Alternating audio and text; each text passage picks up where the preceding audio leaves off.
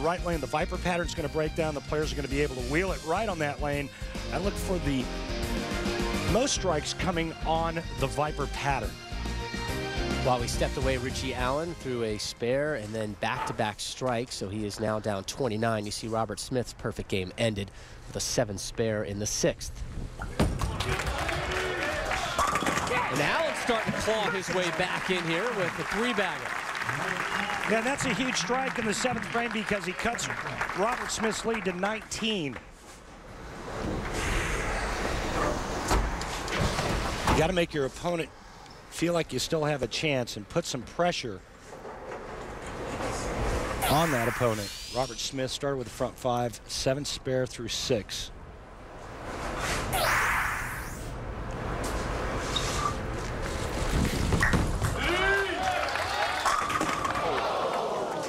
I like that one. And Rob, we saw that graphic, what Robert Smith did in possession round. He actually beat Chris Barnes and then leapfrogged a couple of players, including Pete Weber and Ryan Schaefer. Including Ryan Schaefer, knocked Ryan Schaefer out of the show by 4 pins. And what a huge week this was for Robert in terms of making the show and the points that he earned. He was on, or very close to the cut line. He was in 35th coming into this week with only one more tournament remaining, and that's next week's U.S. Open. We're going to talk more about that cut line a little bit later in the broadcast. Some really good people, some intriguing names on the outside looking in right now with 1 week left. Looking at my statistician, Mike Edwards, and pointing at him. He is one of those people we're cheering for to have a good week next week.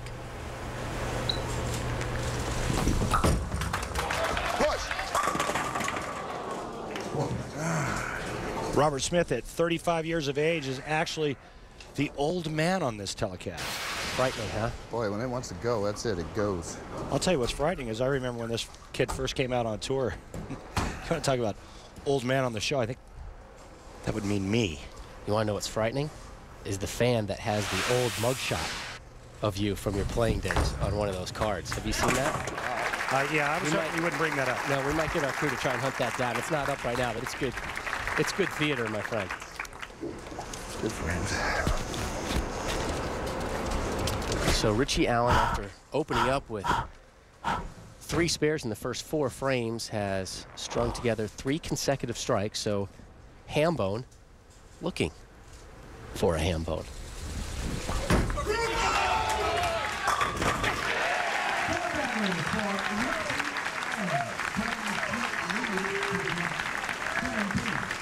Attaboy, Hambone. Want to remind you, next week we are in New Jersey for the 66th edition of the Lumber Liquidators U.S. Open. 2-hour coverage beginning next Sunday, 1 Eastern, right here on ESPN. Ritchie Allen making a bit of a run right now, the week before the U.S. Open. 4 strikes in a row. He now trails by just 7 as we begin the foundation frame 9th. He can take the lead with another strike right here.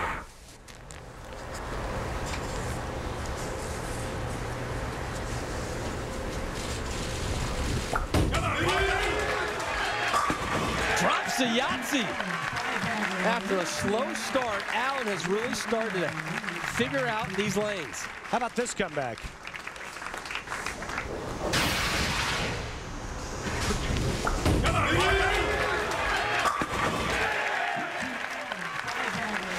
Now Robert Smith, 9th frame, he can strike out for 255, but no matter what Robert does, he cannot shut out Ritchie Allen.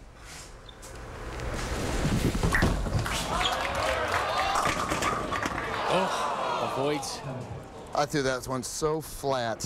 His 6th strike of the match. Did not get around that one at all. So this will now be 4 straight spares, assuming he can take care of the 7. And I love the attitude Smith comes out with on his single pin spares. He's not just kind of aiming this ball and hoping it grazes the pin. He's taking it out with bad intentions. Yeah, that's probably 26 miles an hour. Very fast. Right now, Robert Smith is in big trouble. Ritchie Allen started slowly, has now strung 5 in a row. Robert Smith started with 5 in a row, has not struck since then. He can now strike out for 244, which would force Ritchie Allen to get the first strike in the 10th and good count. Again, these two guys, good friends. They roommate. They room often together on the road. And an interesting note about Robert Smith, new equipment, essentially a new ball that he's only really been rolling with for the last 2 weeks. And Ritchie Allen said, I need him to make a ball change, something he's not comfortable with. He's still trying to figure out this equipment. Figured it out well there to open up the 10th. A borderline mandatory strike there for Smith.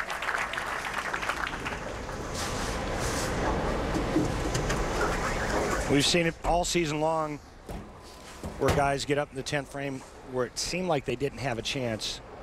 Throw a couple of strikes in the 10th frame, put a little pressure on their opponent, and end up winning the match. Robert Smith desperately needs a strike here. Oh, that's got a hook. Oh, it did hook.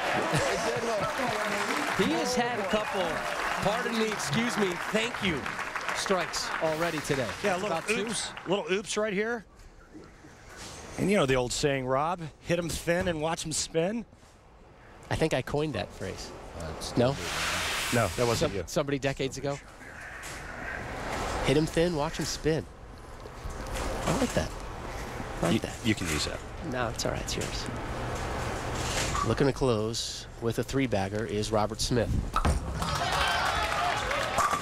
Pressure back on his opponent, Ritchie Allen. So 244 is in the books for Smith. Now he sits and watches. Ritchie needs a strike here and then 9 on the first ball. He will win and move on. Anything less than a strike on this ball, Robert Smith advances to face Bill O'Neill.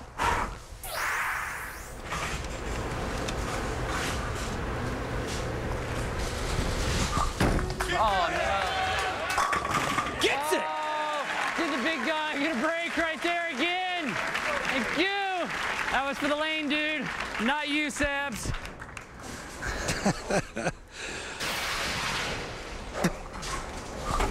Oh, no. Oh, did the big guy get a break right there again? He's a reality show waiting to happen. Needs 9 here.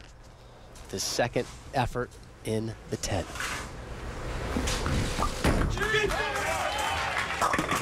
Gets it! Whoa. But just barely. Whoa. The smile tells it all, doesn't it? Boy, if that was a big 4, Ritchie Allen would have been done. Should I grab another ball? Watch this one. It's going to go high.